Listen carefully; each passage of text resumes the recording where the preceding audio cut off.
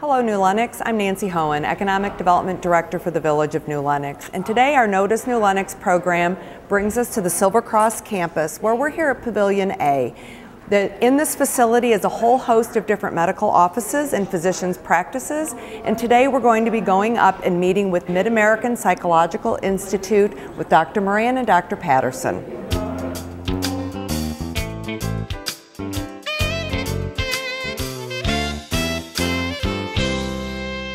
Hello, now we're inside MPI with Dr. Moran and Dr. Patterson, and we're going to learn a little bit more about their practice here at Silver Cross. So good morning. Thank you so much for taking the time to bring us in and have us sit down with you. Obviously, you joining the whole campus here out at Silver Cross has been a new development in your practice, and we really appreciate the opportunity to allow our viewers to understand a little bit more of who you are and what you do here. So please share with us a little bit more the timing of moving over here and a little bit of the background of your practice. Right. Well, I'm glad to finally have moved into New Lenox. I'm living in New Lenox right now, and I love the town. And I think the opportunity that we have here is to be able to help out the community. Our mission at the MidAmerican Psychological Institute is to reduce suffering and improve quality of living for folks. And I'm happy to be able to provide those kinds of services to this town.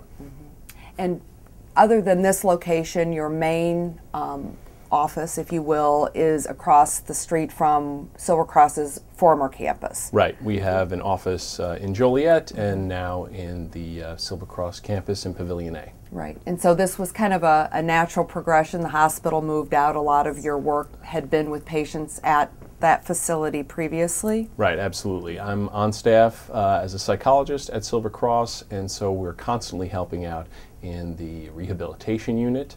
We help out with bariatric minimally invasive. We do a lot of their assessments. And when people have motor vehicle accidents or they're dealing with bereavement issues when someone who they love passes away, a lot of times the doctors will refer to us, and we're able to give folks counseling to help them deal with what they're struggling with. So then in essence you guys become part of their team, if you will, that's maybe dealing with whatever issues they're going through. That's absolutely correct. Yeah, and I think that's a really good point. I think a lot of people are dealing with issues that maybe they don't even recognize they're dealing with, and anxiety and depression and those types of things. So, I mean, maybe if you can share with us a little bit more about how some of your patients come to you if they're not the doctor referral when they're already being seen for other medical issues. What I think, you know, in this day and age, that the stigma of mental health care has seemed to be reduced. I think by advertising and letting word of mouth come out, people have really benefited from the ability to come in and have a non-judgmental person there to sort of listen and help them with behavioral changes and increasing valued living. Right. And I think a lot of the referrals we've seen are word of mouth, people coming in and saying, you know what, this was really beneficial for me to go and have someone to talk to and look at, you know, what my values are, what sort of behaviors am I engaging in that thwarting my movement in where I want to be in life. So a lot of it's awareness. Right.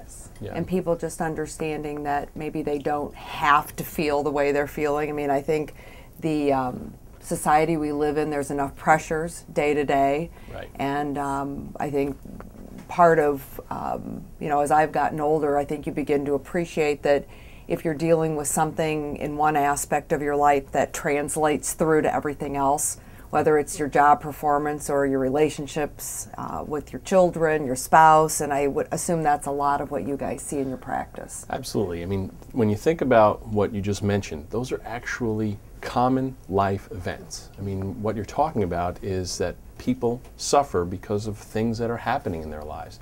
And it's possible to see your way through it in a healthy manner, in a way that you know, gives vitality to your life. Having someone there, someone who's a professional and who's been trained in the proven techniques to help people with depression or anxiety or marital conflict, having someone on your side, part of your team, can actually be really great to reduce that suffering, shorten the amount of time that you're in pain, and then improve your skills so this way you can have a really great quality of life. Right, and you don't have to feel that way. Right. You know, I think, right. you know, former generations just kind of took the, well, you suffer through it, that's what you have to do, and I think a lot of times now people realize I don't have to feel that way, that there are resources out there to help people cope with things better, to give them those skills. Right. Exactly. I think there's the old adage, pull yourself up by your bootstraps. And so a lot of people had that mentality that, you know, there isn't really anybody out there to help me talk about these important things. I have to suffer in private. Well, that's why we're trying to expand and bring that message that no, you don't. You know, that's what we're trained to do, is to help you through those obstacles in your life. Right. And I think the other maybe thing that's a little bit more enlightened in this day and age is I think people talk more just about how they're feeling, whether that's good or bad. I guess I believe it's good, because I think there used to be almost a mindset of, well, if I feel this way, probably everybody feels this way, so that's just part of life. And I think now maybe people realize that it isn't necessarily, and you don't have to suffer in silence. Right. I think with what you just said, you know, since I feel this way, everybody feels this way. I would essentially say that that probably remains true, but that is actually a better motivation to come and realize that this suffering is normal. In the past, it was everybody must feel this way, so we all have to keep it down. How about everybody feels this way, so let's not stigmatize it. Let's actually say, you know, I do need help. And you've probably been through the same thing. Something in our culture, something about the way things were in the 20th century, we pretended that everything was fine and we hid everything away. Why do we do that? Why would you hide something that reduces the quality of your life, that intensifies your suffering? Everybody has pain throughout their life. And the neat thing is that you don't have to suffer alone, in silence, and without help. Everyone feels pain, but you don't have to suffer needlessly and by yourself. You can have somebody who's well trained give you the skills to see you through it in a healthy manner. Well, and I think that's very encouraging. Yeah. One of the things you guys mentioned, which I thought was just a wonderful aspect of you being located here at this campus, is that you've started some very effective partnering with the cancer facility that's here and dealing with patients that are having to have that very upsetting you know, issue come into their lives. Right. There's a lot of things that the MidAmerican Psychological Institute can do for families and patients dealing with cancer. At the University of Chicago Comprehensive Cancer Center here at Silver Cross, they're doing excellent work. And what we're doing is we're adding additional services of support. We're helping people learn how to cope with the pain that comes along with a diagnosis, the actual physical pain that comes along with the cancer, dealing with a lifestyle change. I mean, if you're going through cancer, what do you think that's like on your relationship with your spouse or your children? In addition to all that, there is actually proven techniques to help people learn how to be more mindful of their pain, how to be more aware of their self-care, and it translates to them actually having a better impact on their own health when dealing with cancer. So we're trying to support the University of Chicago Cancer Center with our behavioral services. Right, and being here under the same roof makes it very convenient for the patients and for you to kind of collaborate with them on the care. Right, without question.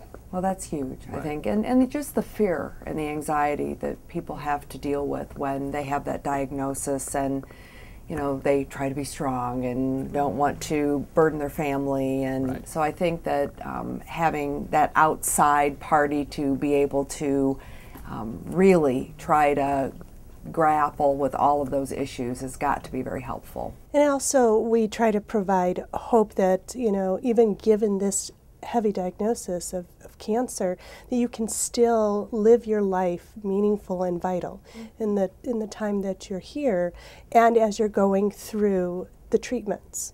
So we like to instill that hope and you know, provide that service for those individuals. Give them the silver lining a little bit, right? So now that we've talked about that part of it, one of the other sides, kind of the other end of continuum, is that you had mentioned to me that you work a lot with the school counselors.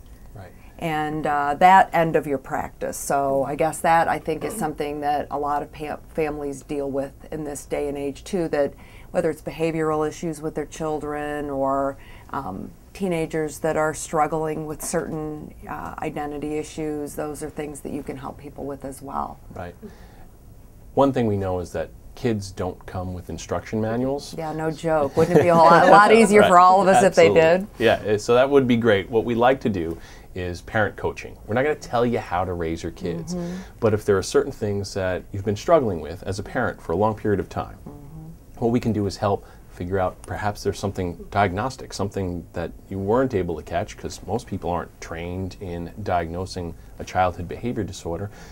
We can take a closer look and through our lenses see maybe we're assessing for something that's problematic and we can help you with that. Right. But then even beyond that, some kids have what we like to call a conduct disorder. You know, they just are struggling with their behavior, they're not listening, they're throwing tantrums. It's a nice way to put it, a conduct yeah, disorder, right? So what we want to do is actually help the parents learn how to deal with those kinds of tantrums and struggles and interpersonal fights in the most productive way. Right. And so that's what we're mostly after. We can see children one-on-one, and we do child psychology at the MidAmerican Psychological Institute, but we also help out the parents. A lot of times, just giving good parent coaching has an impact on the child's behavior. Right. Well, and let's face it, you know, when you are a parent, you see your own children in a vacuum. You know, you don't necessarily have that spectrum of how do they fit in with what the norm is, if you will. You know, Right. so the school gets that perspective of more the overview. You get that perspective of the overview through your education and your practice. So I think sometimes parents, you know, don't know if they're overreacting, if what they're seeing is normal, if it's a phase, the best way to redirect that, and being able to come to someone on the outside and have that perspective maybe laid Right. on the situation helps too. And also to join their team. I mean, Yes. you've got parents, and then you've got the schools, and then you've got, you know, trained behavioral psychologists who can help out the kids or the teenagers. We become, you know, a three-way team. We like to partner with the schools. Schools are a great referral source for us, saying, you know, this child is having a tough time in his classes, he's not getting along socially, or whatever else is going on. If they send them to MPI, then what we can do is figure out how do we partner together to make a comprehensive approach to helping this child live a more meaningful, achievement-oriented life. Right. So couples. You guys mentioned that you deal with couples, and I think especially in this economy, financial issues, those things come into play in people's marriages, relationships, and only add one more layer of things that people have to work through. So Right. share with us a little bit, Okay. you know, what you see from that standpoint. And Right.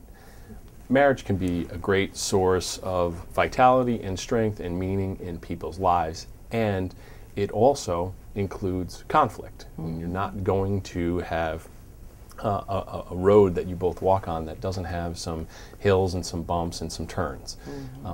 What we like to do is see how we can use what we know about relationships, what we know about helping people communicate better. How can we use those as resources to strengthen the bond between two people? It's a difficult time now in the 21st century, given the economy, given all the stress and all the distractions. A lot of that takes away from the one-to-one contact that's really meaningful in our lives. There's just so much diverting our attention away from our loved ones. And what we want to do is see if we can help people reconnect and use what we know to diagnose, and to maybe just figure out what's tearing at the fabric of this relationship. You know, what are some of the signs that we can see as the two of you communicate and talk about each other? What are the signs of the source of this conflict, of this problem? So our couples counseling, or our marital therapy, is mostly aimed to improve communication, to help people see each other's perspective, and to really strengthen the bond. And I don't want to be naive, and sometimes it's to recognize that maybe a relationship isn't working, right, and we can help partner this relationship in a way where it's amicable if they're deciding to split. Well, and I think that's a very good point. I think having that third-party analysis perspective of what's going on, and I mean, let's face it, in this day and age, I think people's roles are a lot less defined than they were, say, for my parents. Oh, sure. And I think that complicates relationships too, and I think people are still trying to figure that all out. Right. I don't think we're far enough into that whole cycle to right. know the best way that you, as a couple, figure that whole thing out. Yeah. And I think feeling like maybe you have an advocate, someone that can be a little impartial and help you see both the good and the bad in each other, and try to reestablish the bonds that brought people together in the first place. Right. I mean, let's face it, nobody gets into a relationship wanting to have issues. Of course. Right? And hopefully if you can take them back and regain their focus and help them deal with some issues, and maybe take a little inward look, right, to change some things, that helps people too. So right, that would be stellar. That's what we're after, to the best of our abilities, to help couples do. right. Well, good. Well, I mean, obviously we've had the chance to meet the two of you this morning, but there are more people in your practice. Right. There are actually several more professionals: social workers, counselors, other psychologists. So I believe that we can cover a great deal of concerns. Lots of different types of things that people struggle with. You should see someone who specializes, who's an expert in what you're dealing with. And I think the MidAmerican Psychological Institute can provide that for you. Right. So if someone was feeling that they wanted to reach out and visit with you guys about whatever they're dealing with, obviously you have a website. Right. You're here at Pavilion A at Silver Cross, so right. they can call you, visit with someone over the phone, and then they would, after you guys would kind of listen to what the issue was, you'd figure out the best person within your practice for them to actually come in and meet with? Absolutely, okay. Right. We would make sure that they're paired with someone who's got the skills to help them with what they're struggling with, and we also try to do the best we can to connect people with their resources. If they have insurance, we take all insurances, and we also have a way to help people connect to services even if they can't afford them.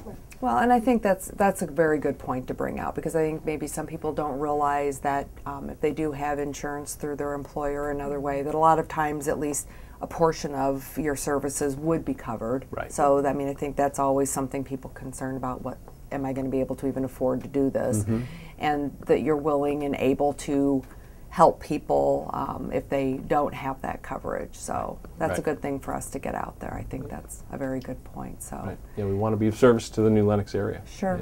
We want to help people. The more we can contribute to New Lenox, the better the community becomes, and that's one of our aims. Right. Well, and obviously you have a very comfortable office here, so thank you. That's not like an institutional setting for somebody to come into, and very confidential. I think that's the other thing. Maybe some people are maybe a little reluctant to seek out help if they, Yeah, unquestionably, we keep everything private. I mean, that's just one of our many values, but one thing that's just a cardinal important thing for us is to make sure everything that gets said in here is confidential, right. To the extent that we can keep it that way. Sure. Well, I understand that. Well, before we wrap up today, what else would you like to make sure that we let our viewers know about your practice? We aim mostly to make sure that our services are rooted in the principles that have been shown to work. This is not the kind of clinic where we just have our own theories about things. The things that we do have been shown over and over and over to help hundreds, if not thousands, of other people over time. We want to make those services available widely to whomever gives us a call and in any way contacts us, and that in general, suffering is everywhere. I don't want it to be stigmatized anymore, and luckily in the 21st century it's getting less so, but we're trying to remove that stigma and help people contact what they need in order to live a life of meaning. Well, I think that's a very admirable goal. Well, thank you. If we could all achieve that, that'd be, but I do think that's very important. And, we're coming up to the holidays very rapidly here right now as we're sitting with you. And I think that, you've made the point that there are certain things throughout the year or anniversaries of certain events that tend to be especially difficult for people, and that they should be willing to seek help because they don't have to feel the way that they're feeling, struggling with things by themselves. Right. So you're absolutely right. Holiday blues, the stress of the holidays can be problematic for folks. But then even outside that, anniversaries of the loss of a loved one, losing your job, these are the kinds of things that we can build a foundation in order to support you through that particular era of your time. And even just dealing with winter in the Midwest Absolutely. is depressing enough, right? Yes. So, yes. And people do have problems with that. So there are a whole host of issues that can bring them to your doorstep. So no question. Well, good. Happy to help them. Yeah. Well, thank you so much. Thanks for coming. For welcoming us in here. And I would please, New Lenox, if there are people that you know or you yourself that are dealing with some issues, the resources are here to help you. So pick up the phone or go on the website and see what MPI potentially has to offer you.